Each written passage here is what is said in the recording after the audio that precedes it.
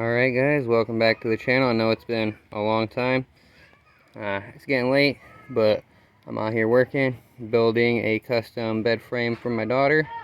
So, got 2 sheets of plywood, 8 2x4s, 3 2x6s, 4 4x4s, a couple 1x3s. I think that's it.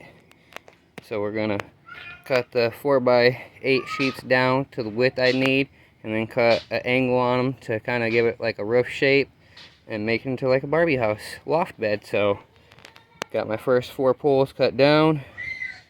They're 65 inches long. The bottom of the bed will be 55 inches high, so that's what we're starting with. Alright, tiny room, didn't do very many updates.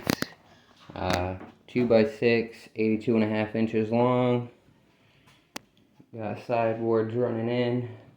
I still need to do the top ones, but I'll probably just rely on the boards from here to here for now, and then I'll do an L shape like this from here to help hold the pillow on both ends. Got support there, got the ends, about to throw them up real quick, and then get to running the side-to-side slats. I'll bring you guys back here in a minute. Alright, here it is all finished. So, had to throw a guardrail together. It was a little short on wood. Just kind of need another 2x4. Finish that off. And then I want to run one from the top here at this peak to that peak. Sorry about the quality.